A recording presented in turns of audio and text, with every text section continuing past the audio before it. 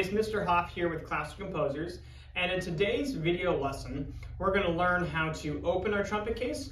We're going to learn about the parts of our trumpet. We're going to learn about the other items that are going to be found inside of our trumpet case. We're going to learn how to assemble and build the trumpet, and then we're going to learn how to clean and maintain the instrument.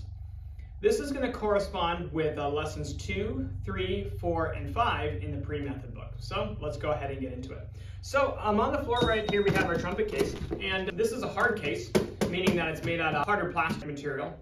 And it's important to note that even though the trumpet's in this case, and we have a nice hard case here, that the trumpet can still be damaged by something extreme happening to it, like if you drop it from high up, or if it's in the road and it gets hit by a car or something crazy like that, it will still get damaged. So even though the trumpet's in this case, you still need to take good care of it and be careful with it so that the instrument on the inside does not get damaged. If you're walking around and you accidentally bump into something, the trumpet will be fine if you do something like that, but you want to still continue to take good care of the case even though the trumpet's inside. Okay, so we're going to learn to open our case, and I like to open the case on the ground so that nothing falls out. We need to first figure out which side is the top and which side is the bottom. So the first way that I check is that I check the latches. And the latches should open up just like that, and you should have to flip them up to get them open. If that doesn't work, or your latches are different, you want to check for the logo of the case, and the logo is always going to be on the top as well too. And then the final way to check is that if we look at the side of the case here, the lid is going to be usually smaller than what the bottom of the case is going to be. So check for those three things: your latches going up, your label, and to look for the smaller lid, and make sure you have it the right direction. So we're going to go ahead and open up our trumpet case right now. And inside of our case, we have the trumpet right here. We have the mouthpiece, and then we've got a couple cleaning supplies that are going to be important. We have valve oil right here, and we've got tuning slide grease. There might be a couple other things that are in your trumpet case, such as a snake, a mouthpiece brush, or maybe a polishing cloth. So just double check with your teacher to make sure that you have everything that you're going to need to take care of your instrument. Okay, so we're going to go over the parts of the instrument right now. So I'm going to go ahead and grab our trumpet, and I'm going to get a little bit closer to the camera so that we can see it. So on our trumpet, we have the bell, which is right here. This is where the sound is going to come out, and it's shaped like a bell. On the front of the trumpet, we have the lead pipe. This is where your mouthpiece is going to go into.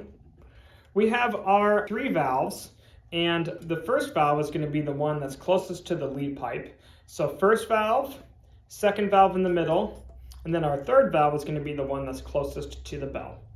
And then we have some tuning slides on here as well. So we have our main tuning slide, which is right here, and then also each valve has its own tuning slide. So we have our first valve tuning slide, which is right here, the little second valve tuning slide, and then the third valve tuning slide right there.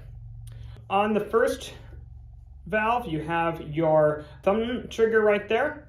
On the third valve, you have your third valve slide ring. And then the final things that we have are our water keys, which is right here and right here, and that's going to be to empty our water, and we'll learn how to do that a little bit later. The other part of the trumpet that we have is our mouthpiece, and this is our mouthpiece right here, and this is what your lips are going to go onto. So let's learn how to build our trumpet now. So we're going to start by taking our trumpet out of the case. We're going to put it across our laps. We're going to hold on to it with both hands, and then we have to all we have to do is put our mouthpiece in. So it's pretty simple. We're going to place the mouthpiece in the lead pipe. We're just going to let it go there, and then we're just going to give it a quarter twist, and that's all that you need to do, and now the trumpet mouthpiece will not fall out. You don't need to twist it a bunch of times. You don't need to hammer it in. Just a simple drop and twist, and you're all good to go. So now we're going to learn how to put our trumpet back in the case, and then we'll clean it after. So we're going to take our mouthpiece out. We're going to put our mouthpiece back in the case. Then we're going to place our trumpet in the case, and if your trumpet doesn't fit in the case, it's probably backwards because the trumpet's only going to fit usually one direction in the case. So make sure that it's going to fit. It should close easily, and then you'll latch your case back up, and now it's all set. Okay, so let's go over some maintenance things. The first thing we're going to learn how to do is oil our valves. And it's important that we oil our valves because what's going to happen is sometimes your valves might get stuck, and if they get stuck or they don't move, it's time to use a little bit of valve oil. Oiling your valves is not something that you need to do every single day. It's only kind of as needed if the valves get slow, if they get stuck, or press them down and it doesn't come back up. So I'm going to get a little bit closer and let's go ahead and talk about how we're going to oil our valves. What you're going to do is you're going to start by unscrewing, and we're going to pull out the second valve just like that. And what we're going to do is we're going to apply a little bit of valve oil to this valve. So I'm going to just put a few drops on it. And then once you've done that, you're going to place the valve back inside the casing.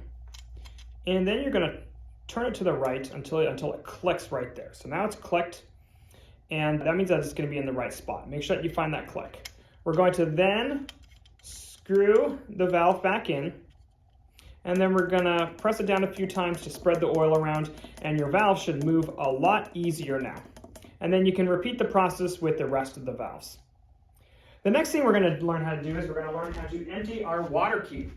And what's gonna happen is as you're playing your trumpet, all the air that's going through the instrument, some of it's gonna get stuck inside of there. And what's gonna happen is that the air is going to condense. And when air condenses, it turns into liquid, and in this case, it'll turn into water. And water is going to eventually build up inside the trumpet, and it needs to be released. And if it's not released, it's going to make a gurgling sound, which is not going to sound so good. So what you're going to want to do is you're going to want to press your water key down, just like this, and then you want to blow a little bit of air through the trumpet, but you want to do this without making a sound. And then do the same thing with the other water key. And then what that's going to do is that's going to allow the trumpet to empty the water out, and then your tone should sound a lot better after. You want to empty the water keys many times while you are playing, and that's something you want to be checking kind of frequently. And certainly when you're done playing, you're going to want to check that water key as well to make sure that there's not water building up inside of your instrument. The final thing that we're going to do is we're going to learn how to grease our slides.